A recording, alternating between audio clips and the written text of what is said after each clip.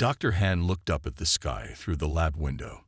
The once blue sky now glowed red with fire. Black ships hung in the air above Seoul. They were not human ships. They had appeared 3 days ago, without warning.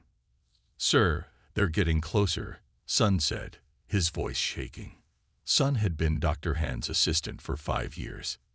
He had never seen his boss look so afraid. "How much time do we have?" Dr. Han asked, turning back to the large glass containers that lined the lab wall. Inside each one was a puma, bigger and stronger than normal pumas. Their dark eyes watched Dr. Han as he moved. "Maybe 1 hour. The city defense is failing," Sun replied, checking his tablet. "The south side is already lost." Dr. Han nodded. Project Puna had been his life's work. 7 years of secret military research to create the perfect soldiers. Not human soldiers, but animals with the strength of beasts and the minds nearly as smart as humans. The building shook as something exploded nearby. Dust fell from the ceiling. "We need to save our work," Dr. Han said. "Start the data transfer. Everything goes to the quantum storage." Sun ran to the computers and began typing quickly. "What about them?" He pointed at the 12 pumas in their containers. Dr. Han walked to the first container. Inside, a female puma with unusual silver-tipped fur watched him calmly. Unlike normal animals, these pumas didn't pace or show stress. They waited and observed, their enhanced brains working, learning. "We can't let them fall into enemy hands," Dr. Han said quietly. "And I won't let them die in these cages." He pressed his hand against the security panel on the first container. A green light flashed, and the glass door slid open. The puma didn't move at first. It just stared at Dr. Han. "Go," he whispered. "You're free." The puma stepped forward slowly, its muscles rippling under its tawny coat. It was twice the size of a normal puma, with modified legs for greater speed and claws that could cut through metal. "Sir, are you sure?" Sun asked, his eyes wide with fear. "They haven't finished their training. Their behavior isn't." Another explosion rocked the building, closer this time. The lights flickered. "It doesn't matter now," Dr. Han said. He moved quickly to the other containers, opening each one. The pumas emerged cautiously, looking at each other, then at the humans. The silver-tipped female seemed to be their leader. She made a soft sound, and the others gathered around her. "Data transfer at 60%, Sun called out. Outside, they could hear the sounds of weapons and screaming. Dr. Han took a small box from his desk. Inside were 12 devices, each the size of a coin. "The tracking chips," he explained. "We can find them again, if we survive this." The building shook violently. Part of the ceiling collapsed at the far end of the lab. "We need to go now," Sun shouted. "Transfer at 89%. Dr. Han opened the emergency exit door. Beyond it was a service tunnel that led to the mountains outside the city. He looked back at the pumas, who watched him intently. "Find somewhere safe," he told them, knowing they understood more than normal animals could. "Survive." The silver-tipped puma stepped forward. For a moment, its eyes met Dr. Han's. There was something there beyond animal instinct, a spark of understanding, perhaps even gratitude. Then, with stunning speed, the pumas raced through the door and disappeared into the dark tunnel. "Transfer complete," Sun shouted, grabbing the small quantum storage device. As they ran toward the main exit, Dr. Han looked back one last time at his empty lab. Through the windows, he could see the alien ships firing down on the city. Seoul was falling. All around the world, humanity was losing the war that had barely begun. But somewhere in the mountains, 12 perfect predators were running free. Predators with enhanced strength, intelligence, and something the aliens wouldn't expect, a connection to humanity. The world was breaking, but Dr. Han allowed himself a small smile as the lab exploded behind him. The pumas were not broken, and they would not break. 3 years had passed since the day the sky turned red. Jin wiped sweat from his forehead as he fixed the water filter in the underground bunker. Before the aliens came, he had been an engineer at a big company. Now he used his skills to keep 37 people alive. "Jin, the night team is back," called a voice from the main room. Jin put down his tools and walked through the narrow tunnel. The bunker had once been a subway station. Now it was home. 5 tired people sat at the table, taking off dirty masks and gloves. They had been outside, searching for food and supplies. One man Jin didn't know was with them. "This is Ta," said the team leader. "He's a courier. Brings news between groups like ours." Ta was thin but strong-looking. His eyes moved quickly, taking in everything. "Nice setup you have here," he said to Jin. Later, as they ate a simple meal of canned food, Ta shared his news. "The Voreks have set up a new mining operation north of here. They're taking more people for work camps." Everyone called the aliens Voreks now. No one knew what they called themselves. They never talked to humans. "Any news of fighting back?" asked an old woman named Bo. Ta nodded. "Small groups are hitting Voreks supply lines. Not enough to hurt them badly, but enough to be noticed." He leaned forward. "And there's something else. Strange reports from the eastern mountains." Jin looked up, suddenly interested. "What kind of reports?" "Animal attacks on Voreks patrols. But not normal animal attacks. These are smart, planned." A chill ran down Jin's spine. "What kind of animals?" he asked. "Big cats, they say, like mountain lions, but bigger." Jin remembered the news from before the invasion. There had been stories about military research with animals. Most people thought they were just rumors. "I need to check our trap lines," Jin said, standing suddenly. "Tai, want to come? I can show you the area."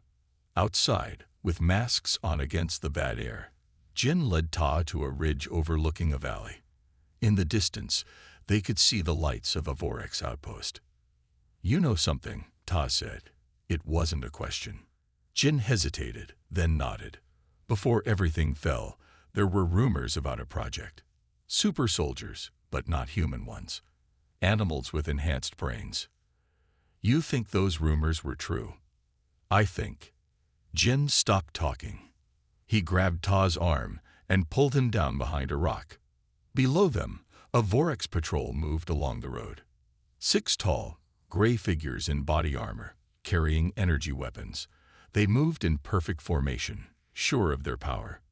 Then something fast moved at the edge of the trees, something large. The attack happened so quickly that Jin could barely follow it. 4 large shapes burst from different directions. They moved with impossible speed, leaping at the Voreks soldiers. One alien got off a shot, sending a blue energy blast into the trees, but missed. The animals, Pumas, Jin was sure now, didn't attack like normal predators. They targeted the aliens' weak points, the joints in their armor, the breathing apparatus at their necks. Each Puma took down its target in seconds. "That's not natural," whispered Ta, his eyes wide. Jin watched as the Pumas dragged the dead Voreks into the trees. One Puma, larger than the others with silver-tipped fur, paused and looked up directly at their hiding spot. Jin felt as if the animal could see him, could understand what he was. Then the Puma was gone, vanishing into the forest with the others. "They attacked in formation," Jin said, his voice shaking a little. "They had a plan." Ta nodded slowly. "If those are your super soldiers, they've been busy." As they walked back to the bunker, Jin's mind raced. For 3 years, humans had been hiding, surviving, barely fighting back. But those Pumas, they were waging their own war against the invaders. "We need to find them," Jin said finally. "If they're what I think they are, they might be our best hope." Ta looked at him. "How do you find animals that don't want to be found?" Jin smiled for the first time in days. "We're not looking for normal animals. We're looking for something that thinks." In the growing darkness, they hurried back to the bunker, while somewhere in the night, intelligent eyes watched them go. "You saw them with your own eyes?" Jai asked, his voice low and serious. He was a former military officer who now led one of the largest resistance groups in the area. Jin nodded. 4 of them. They took down 6 Vorek soldiers in less than a minute. They sat in an old factory building that the resistance used as a base. 20 people moved around them, cleaning weapons and preparing supplies. Ta had brought Jin here after they saw the Puma attack. And you think these are military animals? From before the invasion. Jai rubbed his scared face. It's the only thing that makes sense, Jin said. Normal Pumas don't plan attacks. They don't work together like that. Jai turned to a map on the wall. It showed the area around them, with red marks where Vorek's outposts were located. We've been tracking unusual animal activity for months, mostly here and here. He pointed to 2 mountain areas. The puma we saw had silver-tipped fur, Tai added. It seemed to be leading the others. A woman named Ju joined them at the map. 3 Vorek supply depots in this area have been hit in the last month. We thought it was another resistance group. It wasn't people, Jai said. It was them. Jin studied the map. We need to make contact with them. Jai laughed without humor. How do you talk to a puma? Even a smart one. We start by finding their territory, Jin said. Then we watch and learn. For the next week, Jin went out with resistance scouts. They placed cameras near sites of puma attacks and watched from hidden spots. They saw the pumas twice more, always working with perfect teamwork, always vanishing quickly after their attacks. They're getting bolder, Jai said one night. The Voreks will notice the pattern soon. As if Jai's words had made it happen, the alarm sounded the next day. A scout ran into the base, breathless. Vorek's troops, at least 30, coming this way. Everyone grabbed their gear. The resistance had escape plans for this situation. They would split into small groups and meet at a backup location. They must have followed one of us back, Jai said grimly as people rushed around them. Jin, go with Team 2. Tai, you're with me. Jin joined 4 others as they slipped out through a hidden tunnel. They emerged in a wooded area and moved quickly through the trees. There, someone whispered. 3 Vorek soldiers stood ahead, cutting off their path. The aliens raised their weapons. Run, Jin shouted. The group scattered. Jin ran as fast as he could, jumping over fallen logs and pushing through bushes. He could hear heavy footsteps behind him. The Voreks were faster than humans. He wouldn't escape. His foot caught on a root and he fell hard. Rolling over, he saw a Vorek soldier standing above him, weapon aimed at his chest. Then something large and powerful crashed into the alien from the side. The Voreks fired its weapon wildly into the air as it fell. A huge puma, its claws ripping through the alien's armor, tore at the vulnerable neck area. Jin scrambled backward, his heart pounding. The Voreks stopped moving. The puma stood over its kill and turned to look at Jin. It was the silver-tipped female. Up close, Jin could see its eyes clearly. They were not the eyes of a normal animal. They held awareness, intelligence. For a long moment, human and puma stared at each other. Jin didn't move. He barely breathed. The puma took a step toward him. Jin remained still. It came closer, until its face was only a meter from his. It sniffed the air, studying him. Then, to Jin's amazement, it deliberately blinked once, slowly, before turning away. It grabbed the dead Voreks by the armor and began dragging it into the bushes. Before disappearing, the puma looked back once more, its gaze intense and purposeful. Then it was gone. Jin sat there for a long time, his mind racing. The puma had saved him. More than that, it had made a choice to save him. They're not just smart, he whispered to himself. They understand. As darkness fell, Jin made his way carefully to the backup meeting point. He had a new purpose now. He needed to find a way to talk to a puma. It looked right at me, Jin told the others. They sat in their new hiding place, an old underground parking garage. Not like an animal looks at you, like a person. You're lucky it didn't eat you, said one of the resistance fighters. Jai held up his hand for quiet. Jin, what exactly do you think we can do with these pumas? Even if they are special, they're still animals. Not just animals, Jin insisted. The military was working on something before the invasion. Animals with human-level thinking. Ta nodded slowly. If that's true, they could be powerful allies. A woman stepped forward from the back of the group. She was small with short hair and quiet eyes. Jin had seen her treating wounded fighters. My name is Mi, she said. Before the invasion, I was a veterinarian. I worked with big cats at the Seoul Zoo. She looked at Jin. If you want to communicate with these pumas, I might be able to help. Jin spent the next day searching through old data files on a tablet. The resistance had collected information from before the invasion, stored on devices that still worked. Here, he said finally, Project Puma. It was a military program, led by Dr. Han at the Advanced Biological Research Center. He read more. They were creating enhanced tactical assets with advanced cognitive function. In simple words, Tai asked.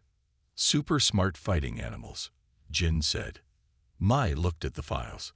They used genetic modification and neural implants. These pumas would be much smarter than normal animals. She pointed to a diagram. Look, the implants include communication technology. They were designed to receive commands. Can we use that? Jai asked. Mai thought for a moment. Maybe. If we can figure out the right frequency and signals. They spent 2 weeks building a device. Mai and Jin worked day and night, using parts from old radios and computers. They studied the Project Puma files carefully. It's ready, Mai said finally. The device looked like a small radio with a satellite dish attached. It should send signals the Puma's implants can understand. Now we just need to find the Pumas, Jin said.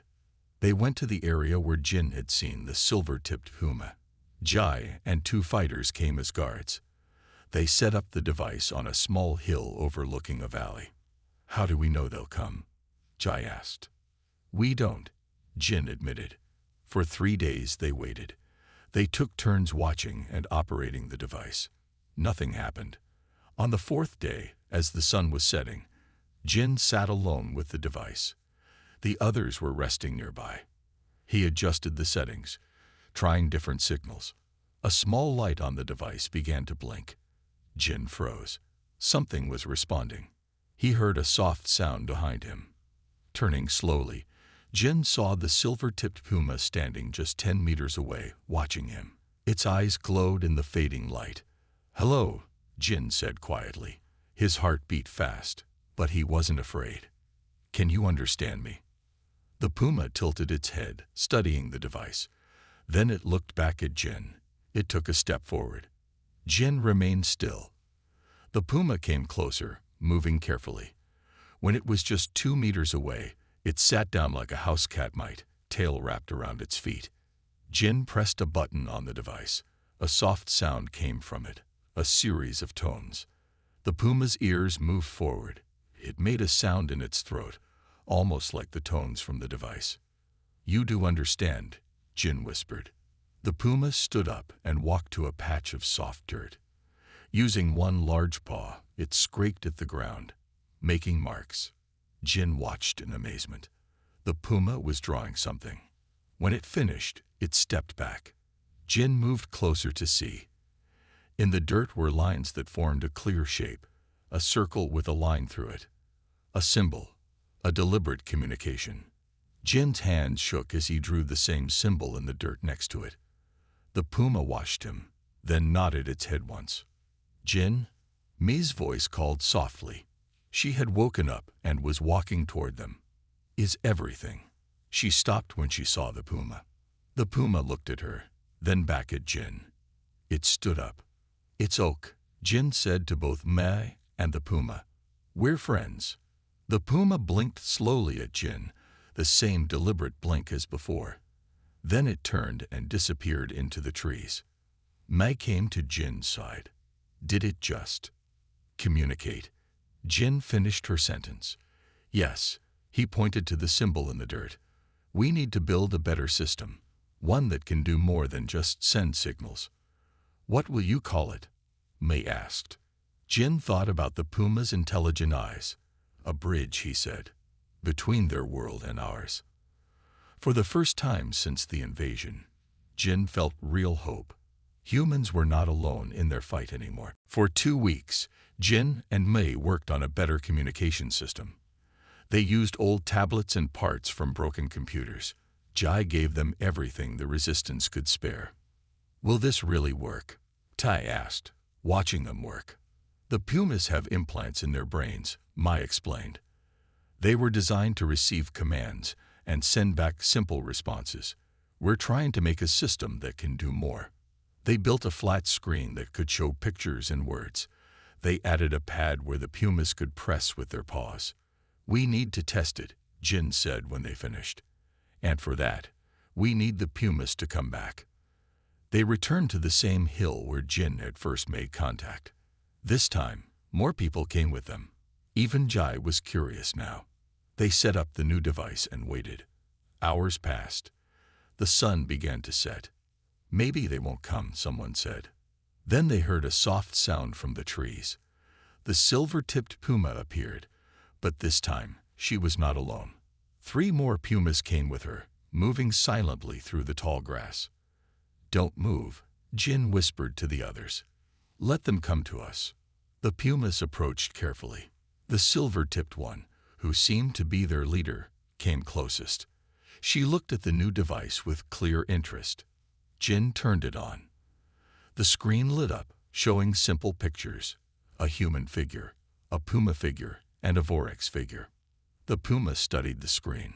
Then, to everyone's amazement, she lifted her paw and pressed it against the puma picture. She understands, Mai whispered. Jin pressed buttons, changing the screen. Now it showed a map of the area.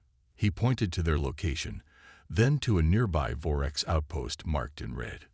The puma watched closely. She pressed her paw on the Orcs outpost. Jin nodded and showed a new screen with simple words. Help US fight. The puma blinked slowly at Jin. Then she pressed her paw on the word yes. A sound of surprise came from the watching humans. The puma had read and responded to words. It was proof of how advanced these animals really were. We should give you a name, Jin said to the silver-tipped puma. Something that means bright or intelligent, like Bak. He typed the name on the screen. Veek. The puma looked at it, then pressed her paw on it. Bake, Jin said, pointing at her. And I'm Jin. Bake made a soft sound, almost like she was trying to say the name. Over the next few days, they learned more about the Pumas.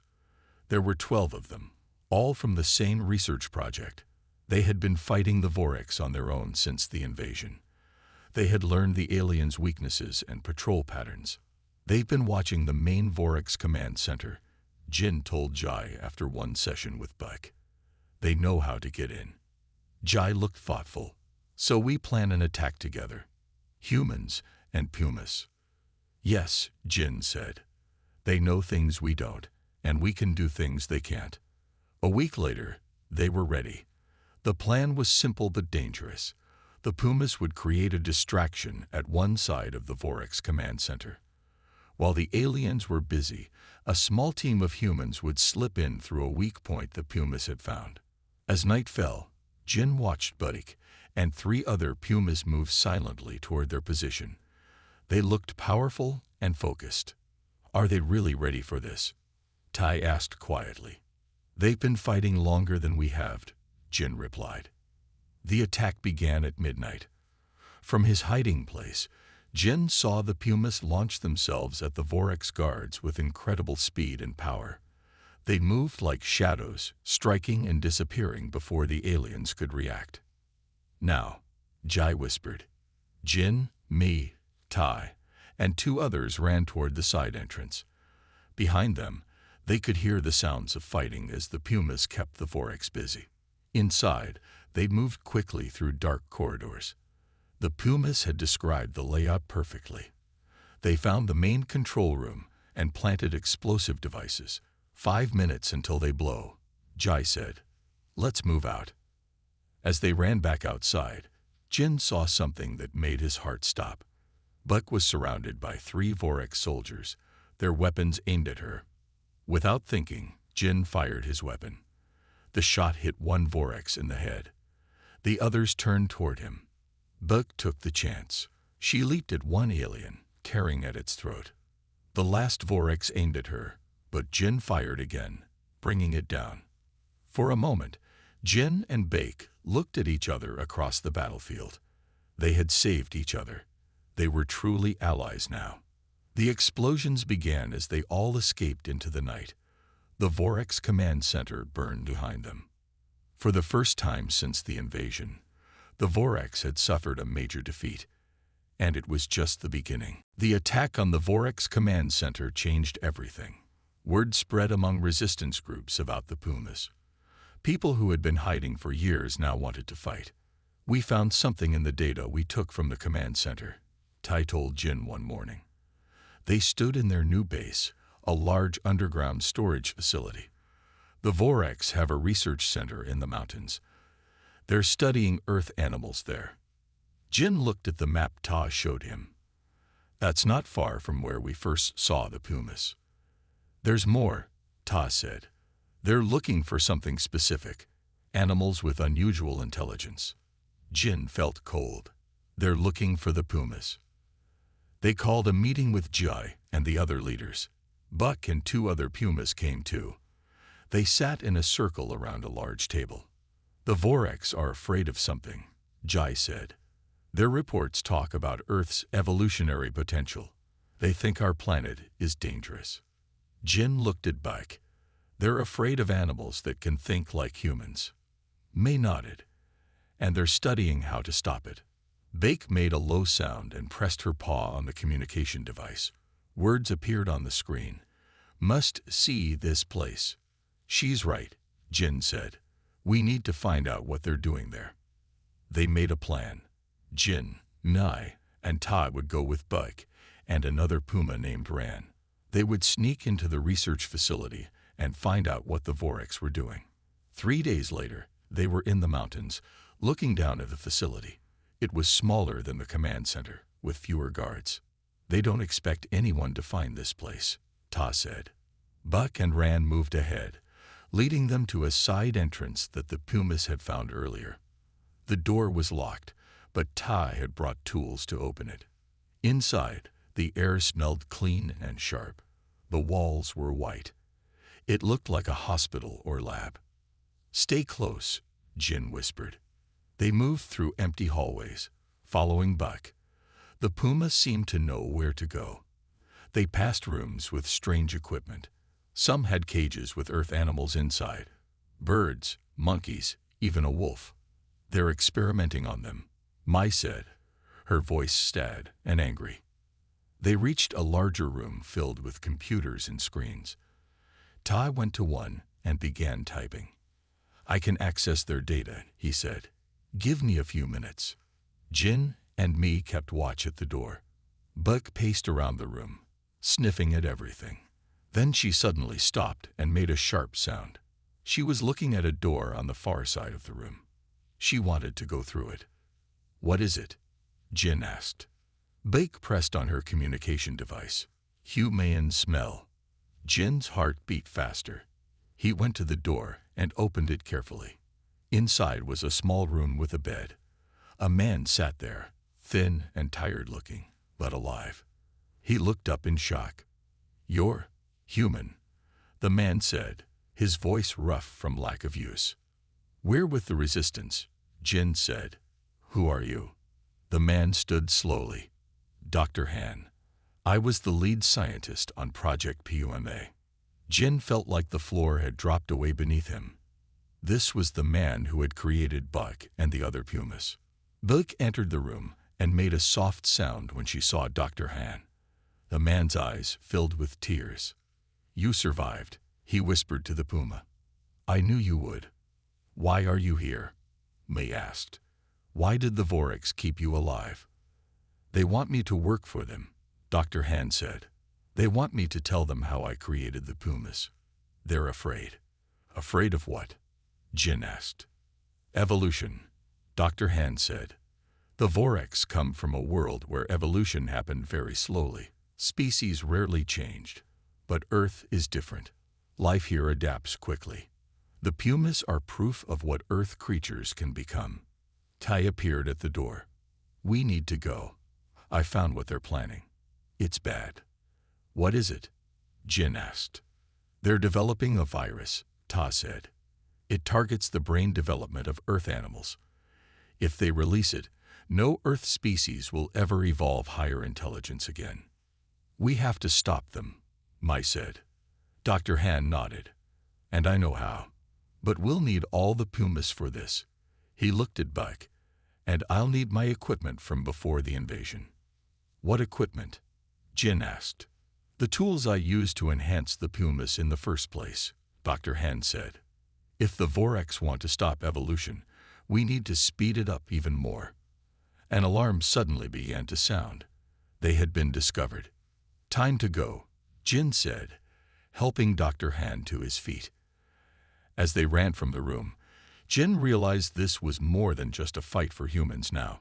It was a fight for all of Earth's future. Run, Jin shouted as they raced through the hallways of the research facility. Alarms blared all around them. Red lights flashed on the walls. Buck and Ran moved ahead, checking each corner before signaling the humans to follow. Dr. Han stumbled, weak from his time as a prisoner. Jin and Tai helped him along. This way, Mai called, pointing to a side door. They burst through it into the cool night air. Behind them, they could hear Voreks soldiers shouting. Energy weapons fired, sending blue streaks over their heads. Into the trees, Jin said. The forest would give them cover. They ran for what seemed like hours, moving deeper into the mountains. Finally, when they could run no more, they stopped in a small cave that Bake led them to. Are you all right? Jin asked Dr. Han, who was breathing hard. I'll be fine, the scientist said. Just need rest. When morning came, they made their way back to the resistance base. Jai and the others were shocked to see Dr. Han.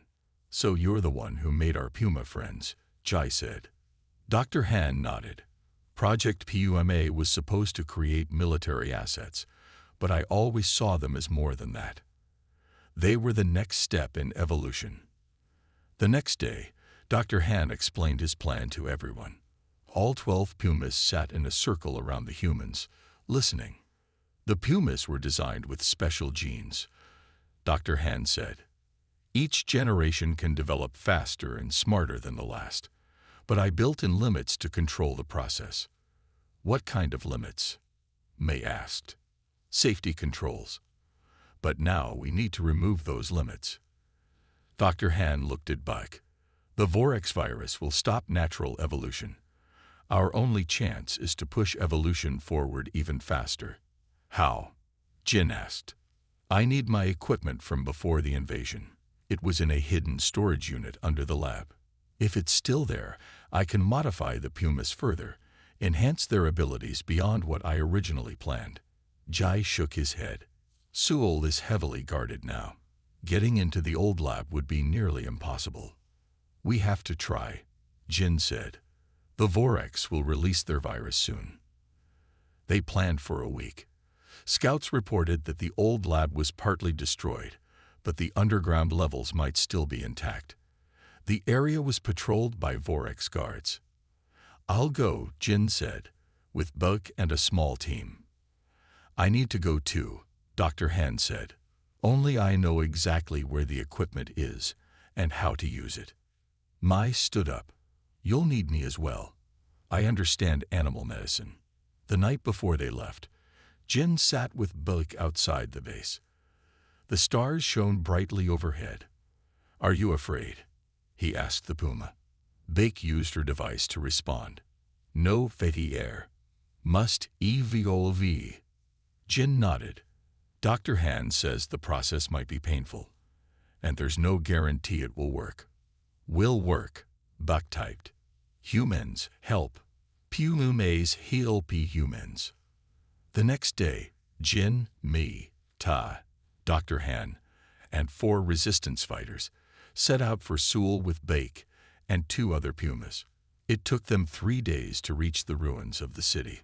The lab building was half collapsed. Vortex patrols moved through the streets nearby. The storage unit is 4 levels down, Dr. Han whispered. If the structure hasn't completely collapsed, we can reach it through the emergency stairs. They waited until night, then moved carefully into the ruined building. Dust and broken concrete was everywhere. They found the stairwell and went down, using small lights to see. The lower levels were dark but mostly intact. Dr. Han led them to a heavy door with a keypad. "Please still work," he whispered as he entered a code. To everyone's relief, the door slid open. Inside was a room filled with equipment. Metal cases lined the walls. "It's all here," Dr. Han said, his voice full of emotion. "Everything we need." They quickly gathered the most important items. Each person carried what they could. As they prepared to leave, Ta, who was watching the entrance, whispered urgently, "Vortex patrol coming this way." "They must have detected our movement," Jin said. Bake moved to his side and typed, "I will stay. Distract them." "No," Jin said. "Too dangerous. Must protect equipment." Bake insisted. "I am fast." Before Jin could argue more, Bake slipped away toward the entrance. "She'll lead them away from us," Dr. Han said. "We need to take a different exit." Jin felt his heart tighten with worry for Bake, but he knew she was right. The equipment had to reach the base safely. "This way," Dr. Han said, pointing to another stairwell. "There's an old maintenance tunnel that leads out of the city." As they hurried away, Jin heard the sounds of fighting from above. Buck was engaging the Vortex, sacrificing herself so they could escape. "We'll come back for you," Jin promised silently. "Just stay alive." The future of both their species depended on it. 3 days passed with no sign of Buck. Jin could barely sleep. He helped Dr. Han and Mai set up the equipment they had brought from the lab, but his mind was always elsewhere. "We need to find her," Jin told Guy. "We've sent scouts," Jai replied. "But the area is crawling with Vortex now. They know we took something important from the lab." On the 4th day, as the sun was setting, a scout ran into the base. "Something's coming. Fast." Everyone grabbed weapons.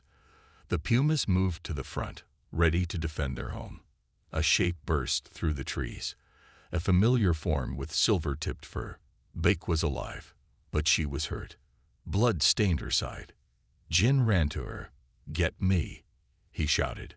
Meg came quickly and examined Bak's wounds. "Energy weapon burn, but not too deep. She'll heal." Bake pressed her paw to her communication device. "VOREXFOLL. Many." Jai gave orders immediately. "Prepare to move. Take only what we need." Dr. Han shook his head. "We can't move all this equipment quickly, and I'm almost ready." He looked at Bike. "If you're willing, we can do the procedure now. It might help us fight them." Beck didn't hesitate. She typed, "Do it now." Dr. Han turned to Jin. "Help me. This will be faster with 2 people." They worked quickly, connecting machines to Beck's neural implant. Mai treated her wounds at the same time. "What exactly will this do?" Jin asked. "It will remove the limits I placed on her neural development," Dr. Han explained. "Her brain will form new connections, new abilities." "Will it hurt her?" Jin asked quietly. Dr. Han nodded. "Yes, but she's choosing this." Outside, they could hear the resistance preparing defenses. The Vortex would arrive soon. "We're ready," Dr. Han said finally. "Buck, are you sure?"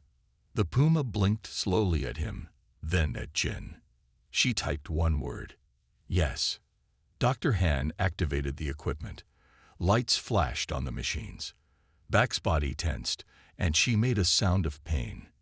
Jin held her head gently. "Stay with us," he whispered. For 10 long minutes, Beck shook and trembled. Then she went still, her eyes closed. Is she? Jin couldn't finish the question. Wait, Dr. Han said. Beck's eyes opened suddenly. They seemed different, even more aware, more alive. She stood up slowly, testing her body. How do you feel? Jin asked. Instead of using the communication device, Beck looked directly at Jin. Then, in his mind, he heard a voice. Asterisk, I feel. More asterisk. Jin stumbled back in shock. She spoke to me. In my head. Dr. Han nodded, amazed. Telepathic connection. The implant must have developed new functions. Asterisk, I can connect with all Pumas now, asterisk, Beck's voice said in Jin's mind. Asterisk, and some humans. You. Am I? Dr. Han asterisk. Can you connect with the other Pumas at a distance? Dr. Han asked urgently. Asterisk, yes. They hear me now, asterisk. The sound of energy weapons came from outside. The Voreks had arrived. We need to go, Jai shouted from the door. Asterisk, no, asterisk, Buck said. Asterisk, we fight, asterisk. She ran outside. Jin followed. The sight that met him was both beautiful and terrifying. All 11 other Pumas had gathered. They stood in perfect formation, completely still. Buck joined them at the front. Jin could almost feel the connection between them, like electricity in the air. The Voreks forces came through the trees. At least 50 soldiers. They'd raised their weapons. As one, the Pumas moved. They didn't attack randomly now. They moved like a single organism, each knowing exactly what the others would do. Some leaped high over the Voreks, while others slid under their legs. They attacked weak points with perfect precision. Jin and the resistance joined the fight. For the first time, humans and Pumas fought as one true army. In the middle of the battle, Jin found himself back to back with Beck. A Voreks commander aimed a weapon at them. Asterisk, duck, asterisk, Beck's voice said in his mind. Jin dropped just as Buck leaped over him, taking down the commander. The fight was over in minutes. Not a single Voreks soldier escaped. How? Jai asked, looking at the Pumas with new respect. They're connected now, Jin explained. They can think together, plan together. Todd ran up to them, excitement on his face. The communication equipment we took from the research facility. I've figured it out. It's tied to their ships in orbit. Jin looked at Buck. Can you? Asterisk, access their network. Asterisk, Beck finished his thought. Asteriskies. Show me how, asterisk. A new kind of war had just begun. 6 months had passed since the day Beck gained her new abilities. 6 months of victories. 6 months of hope. Jin stood on a hillside, looking down at the valley below. Once it had been a Voreks command post. Now it was a human Puma settlement. Small buildings dotted the green landscape. People moved about freely without fear. In a large field, several Pumas trained younger humans in fighting techniques. It's hard to believe, Mai said, coming to stand beside Jin. A year ago, we were hiding in holes. Jin nodded. And now the Voreks are the ones hiding. After Beck's transformation, everything had changed. Dr. Han had enhanced 6 more Pumas, each developing unique abilities. Some could sense Voreks from miles away. Others could disrupt the aliens' technology with their minds. Ta had shown Beck how to access the Voreks communication network. Through her mental link with the other Pumas, they launched coordinated attacks on Voreks positions worldwide. Asterisk, thinking about the past. Asterisk, Beck's voice spoke in Jin's mind as the silver-tipped Puma appeared beside them. The past and the future, Jin replied. He had grown used to Beck's mental voice. It felt natural now. Asterisk, the scouts have returned, asterisk, Beck said. Asterisk, the last Voreks ships are leaving Earth's atmosphere, asterisk. Mag gasped. They're really going. Asterisk, yes. Their command structure is broken. They fear what we might become if they stay longer, asterisk. Jin smiled. They should be afraid. They walked down to the main building where Jai, Tai, and Dr. Han waited with maps and communication equipment spread out on tables. Reports from all continents confirm it, Jai said as they entered. The Orcs are retreating everywhere. Their mining operations are abandoned. Their soldiers are gone. Dr. Han looked tired but happy. They realize they can't win. Not against what Earth has become. What do you mean? Jin asked. The Orcs feared Earth's evolutionary potential, Dr. Han explained. They were right to fear it. What happened with the Pumas proved it. Life on Earth adapts. It overcomes. It evolves. Todd pointed to a screen showing a satellite image. Their main fleet is moving past the moon now, heading out of the solar system. Asterisk. They will tell others about us, asterisk Bug said, her mental voice reaching everyone in the room. Asterisk about Earth, about what happens when you try to break us, asterisk. Later that day, Jin walked with Buck to the edge of a forest that the Pumas had claimed as their territory. Several puma cubs played in a clearing, rolling and jumping with the energy of youth. Are they all like you? Jin asked. Asterisk, even more, asterisk Back replied. Asterisk, each generation grows faster, learns more quickly. These cubs were born with abilities I had to fight to gain, asterisk. One cub, smaller than the others, but with the same silver-tipped fur as Buck, noticed them and ran over. Jin had never seen a puma cub smile before, but this one seemed to. Asterisk, my daughter, asterisk Blake explained. Asterisk, her name means hope in your language, asterisk. The cub looked up at Jin with intelligent eyes. A small, tentative voice touched his mind. Asterisk, hello, asterisk. Jin laughed in wonder. Hello, little one. In the distance, children's voices called out. A group of human children approached the edge of the forest, waving to the puma cubs.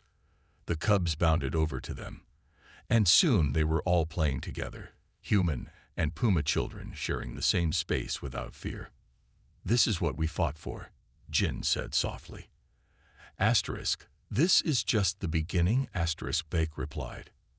Asterisk, our children will build a world together that neither of our kinds could create alone, asterisk. As the sun set, Jin looked up at the darkening sky. Somewhere out there, the Orcs were fleeing, carrying the story of their defeat to distant stars. They would tell of the planet that could not be conquered. The planet where even when the dominant species was broken, their killer pumas were not. And they would warn others, stay away from Earth. Because Earth, with its humans and its pumas and all its life, was no longer just a planet. It was becoming something more.